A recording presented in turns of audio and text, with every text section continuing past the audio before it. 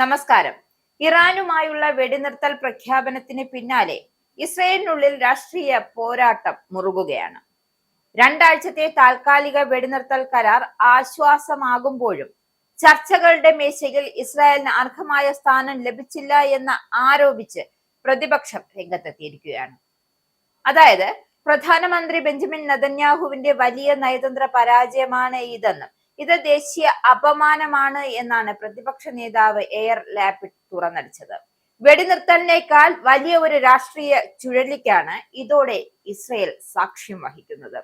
American president Donald ട്രംപിന്റെ മധ്യസ്ഥതയിലുള്ള വെടിനിർത്തൽ നീക്കങ്ങളെ Netanyahu സ്വാഗതം ചെയ്തു എങ്കിലും ഒരു സുപ്രധാന നിബന്ധന മുന്നോട്ട് വെച്ചിരുന്നു.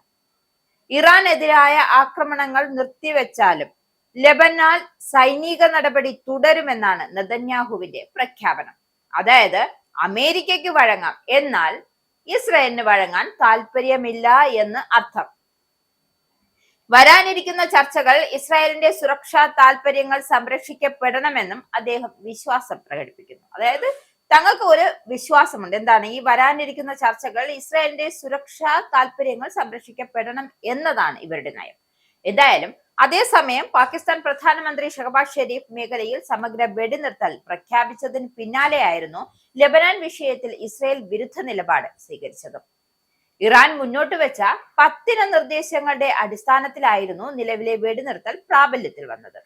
ആക്രമണങ്ങൾ അവസാനിപ്പിച്ചാൽ 2 ആഴ്ചത്തേക്ക് തിരിച്ചടികൾ ഒഴിവാക്കാമെന്നായിരുന്നു കരാറിലെ പ്രധാന വ്യവസ്ഥ. എന്നാൽ കരാർ ലംഘിക്കപ്പെട്ടാൽ അതിശക്തമായ പ്രത്യാഘാതങ്ങൾ ഉണ്ടാകുമെന്നും ഇറാൻ മുന്നറിയിപ്പ് നൽകിയിരുന്നു. സമാധാന ചർച്ചകളുടെ അടുത്ത ഘട്ടം ഇസ്ലാമാബാദിൽ നടക്കാനിരിക്കെ ലെബനാനിലെ ഇസ്രായേൽ നീക്കങ്ങൾ മേഖലയിൽ സമാധാന ശ്രമങ്ങൾക്ക് കരിനിഴൽ വീഴ്ത്തുമോ എന്ന ആശങ്കയിലാണ് ലോകരാജ്യങ്ങൾ. ഇറാനും അമേരിക്കയും തമ്മിലുള്ള 2 ആഴ്ചത്തെ വെടിനിർത്തൽ കരാർ നിലവിൽ വന്ന് മണിക്കൂറുകൾക്കുള്ളിലാണ് ഇറാനിലെ ലാവൻ ദ്വീപിലുള്ള എണ്ണ ശുദ്ധീകരണശാലയിൽ ആക്രമണം ഉണ്ടായി. എന്തായാലും ബുധനാഴ്ച പ്രാദേശിക സമയം 10 മണിയോടെയായിരുന്നു ഇത്തരമൊരു ആക്രമണം ഉണ്ടായത് എന്നാണ് ഇറാനിയൻ ഓയിൽ മന്ത്രാലയത്തിന്റെ വാർത്താ ഏജൻസിയായ ഷാന ഉദ്ധരിച്ച് national Iranian oil refining and distribution company വ്യക്തമാക്കിയത്. സംഭവത്തിൽ ആളപായമൊന്നും റിപ്പോർട്ട് ചെയ്തിട്ടില്ല എങ്കിലും പരിസരം സുരക്ഷിതമാക്കുന്നതിനും തീ നിയന്ത്രണ വിധേയമാക്കുന്നതിനുമായി അഗ്നിശമന സേനയെ സ്ഥലത്ത് വിന്യസിച്ചിരുന്നു. ഇറാൻ നാഗരികതയെ പൂർണ്ണമായി നശിപ്പിക്കുമെന്ന് അമേരിക്കൻ പ്രസിഡന്റ് ഡൊണാൾഡ് ട്രംപ് നൽകിയ കടുത്ത മുന്നറിയിപ്പുകൾക്ക് പിന്നാലെയാണ് അവസാന നിമിഷം വെടിനിർത്തലിൽ ഇരു രാജ്യങ്ങളും എത്തിയത്. ഈ കരാറിനെ അമേരിക്കയുടെ പൂർണ്ണവും സമ്പൂർണവുമായ വിജയം എന്നാണ് ട്രംപ് വിശേഷിപ്പിച്ചത്.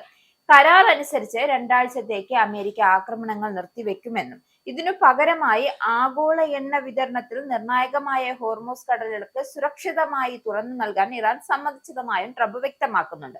ഏതായാലും വെടിനിർത്തൽ കാലയളവിൽ ഇറാന്റെ കൈവശമുള്ള സമ്പുഷ്ടീകരിച്ച യുറേനിയം സുരക്ഷിതമായ നിലയിൽ കൈകാര്യം ചെയ്യപ്പെടുമെന്നും അദ്ദേഹം പറയുന്നു.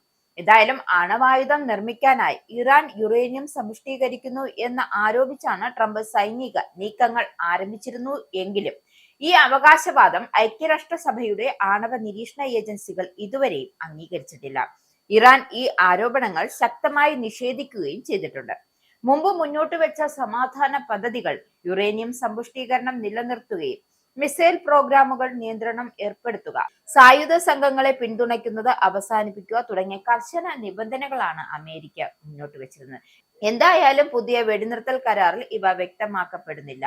എന്തായാലും ഈ വെടിനിർത്തൽ കരാർ ഇസ്രയേൽ അംഗീകരിക്കുമോ ഇല്ലയോ എന്നതാണ് നമുക്ക് മുന്നിൽ വരുന്ന പ്രധാന ചോദ്യം.